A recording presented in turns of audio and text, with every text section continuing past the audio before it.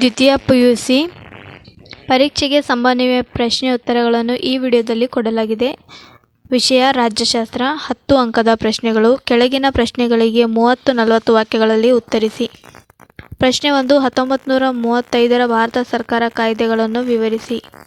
ಮುಂದಿನ ಪ್ರಶ್ನೆ 3. ಭಾರತದಲ್ಲಿ ಚುನಾವಣಾ ಸುಧಾರಣೆಗಳನ್ನು ವಿವರಿಸಿ. ಪ್ರಶ್ನೆ 4. ಭಾರತದ ರಾಜಕೀಯ ಪಕ್ಷಗಳ ಕಾರ್ಯಗಳನ್ನು ವಿವರಿಸಿ. ಪ್ರಶ್ನೆ 6. ಅನಕ್ಷರತೆಗೆ ಕಾರಣಗಳೇನು? ಇದು ಹೇಗೆ ಪ್ರಜಾಪ್ರಭುತ್ವಕ್ಕೆ ಅಡ್ಡಿಯಾಗಿದೆ? ಮುಂದಿನ ಪ್ರಶ್ನೆ 5. ರಾಷ್ಟ್ರ ನಿರ್ಮಾಣದ ಅಗತ್ಯಾಂಶಗಳು, ತೊಡಕುಗಳು ಮತ್ತು ಪರಿಹಾರೋಪಾಯಗಳನ್ನು ವಿವರಿಸಿ. ಮುಂದಿನ ಪ್ರಶ್ನೆ 7. ಜಾಗತೀಕರಣ ಅರ್ಥ, ಪ್ರಾಮುಖ್ಯತೆ ಮತ್ತು ರಾಜಕೀಯ ಪರಿಣಾಮಗಳನ್ನು ವಿವರಿಸಿ. ಮುಂದಿನ ಪ್ರಶ್ನೆ 8. ಅಂತಾರಾಷ್ಟ್ರೀಯ ಸಂಬಂಧಗಳ ಪರಿಕಲ್ಪನೆಗಳನ್ನು ವಿವರಿಸಿ. ಮುಂದಿನ ಪ್ರಶ್ನೆ 11. ಭಾರತ ಮತ್ತು ಅಮೆರಿಕದ ನಡುವೆ ಸಂಬಂಧವನ್ನು ಕುರಿತು ವಿವರಿಸಿ. ಭಾರತದ ವಿದೇಶಾಂಗ ನೀತಿಯ ಮೂಲ ತತ್ವಗಳನ್ನು ವಿವರಿಸಿ. 5 ಅಂಕದ ಪ್ರಶ್ನೆಗಳು. ಕೆಳಗಿನ ಪ್ರಶ್ನೆಗಳಿಗೆ 15-20 ವಾಕ್ಯಗಳಲ್ಲಿ ಉತ್ತರಿಸಿ. ಭಾರತದ ಯಾವುದಾದರೂ ಒಬ್ಬ ರಾಜಕೀಯ ನಾಯಕನನ್ನು ಕುರಿತು ಬರೆಯಿರಿ. ನರೇಂದ್ರ ಮೋದಿ. ಕೋಮುವಾದದ ಕಾರಣಗಳನ್ನು ತಿಳಿಸಿ ಹಾಗೂ ಅವುಗಳ ನಿವಾರಣೋಪಾಯಗಳನ್ನು ಕುರಿತು ಬರೆಯಿರಿ. ಪ್ರಶ್ನೆ 3.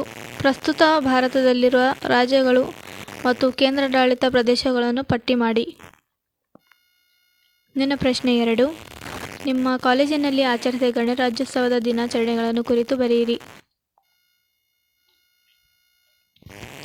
SS Nandaragi PU study circle Sindagi ರಾಜ್ಯಶಾಸ್ತ್ರ. ಪರೀಕ್ಷಾ ಸಂಭವನೀಯ 5 ಅಂಕಗಳ ಪ್ರಶ್ನೆಗಳು. ಮಧ್ಯಂತರ ಸರ್ಕಾರದ ಬಗ್ಗೆ ಟಿಪ್ಪಣಿ ಬರೆಯಿರಿ. ಪ್ರಥಮ ಮಹಾ ಚುನಾವಣೆಯ ಬಗ್ಗೆ ಟಿಪ್ಪಣಿ ಬರೆಯಿರಿ. 1947ರ ಭಾರತ ಸ್ವಾತಂತ್ರ್ಯ ಕಾಯ್ದೆಯ ಮುಖ್ಯಾಂಶಗಳನ್ನು ವಿವರಿಸಿ. ಭಾರತದಲ್ಲಿ ರಾಜ್ಯಗಳು ಮತ್ತು ಕೇಂದ್ರಾಡಳಿತ ಪ್ರದೇಶಗಳನ್ನು ಪಟ್ಟಿ ಮಾಡಿ. ಪಟೇಲ್ ಸ್ಕೀಮ್ ಎಂದರೇನು ವಿವರಿಸಿ. ಪ್ರತ್ಯಕ್ಷ ಚುನಾವಣೆಯ ಲಕ್ಷಣಗಳನ್ನು ವಿವರಿಸಿ. ಪರೋಕ್ಷ ಚುನಾವಣೆಯ ಲಕ್ಷಣಗಳನ್ನು ವಿವರಿಸಿ. ಮತದಾರರ ಗುರುತಿನ ಚೀಟಿಯಿಂದ ಆಗುವ ಅನುಕೂಲಗಳನ್ನು ಬರೆಯಿರಿ. ವಿದ್ಯುನ್ಮಾನ ಮತಯಂತ್ರದಿಂದ ಆಗುವ ಪ್ರಯೋಜನಗಳನ್ನು ವಿವರಿಸಿ. ಪಕ್ಷಾಂತರ ನಿಷೇಧ ಕಾಯ್ದೆಯ ಬಗ್ಗೆ ಬರೆಯಿರಿ. ಕೇಂದ್ರ ಲೋಕಸೇವಾ ಆಯೋಗದ ರಚನೆ ಮತ್ತು ಕಾರ್ಯಗಳನ್ನು ವಿವರಿಸಿ. ನಾಗರಿಕ ಸೇವಾ ವರ್ಗಗಳ ಲಕ್ಷಣಗಳನ್ನು ವಿವರಿಸಿ. ಅಖಿಲ ಭಾರತೀಯ ಸೇವೆಗಳ ಬಗ್ಗೆ ಟಿಪ್ಪಣಿ ಬರೆಯಿರಿ. ಕೇಂದ್ರ ಸೇವೆಗಳ ಬಗ್ಗೆ ಟಿಪ್ಪಣಿ ಬರೆಯಿರಿ. ಕೇಂದ್ರ ಸರ್ಕಾರದ ಸಂಪುಟ ಕಾರ್ಯದರ್ಶಿಯ ಪಾತ್ರವನ್ನು ವಿವರಿಸಿ. ಮುಖ್ಯ ಕಾರ್ಯದರ್ಶಿಯ ಕರ್ತವ್ಯದ ಬಗ್ಗೆ ಟಿಪ್ಪಣಿ ಬರೆಯಿರಿ. ಜಿಲ್ಲಾಧಿಕಾರಿಯ 5 ಕಾರ್ಯಗಳನ್ನು ವಿವರಿಸಿ.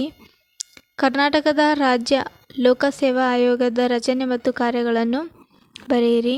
ಕೇಂದ್ರೀಯ ಆಡಳಿತಾತ್ಮಕ ನ್ಯಾಯಮಂಡಳಿಯ ಬಗ್ಗೆ ಟಿಪ್ಪಣಿ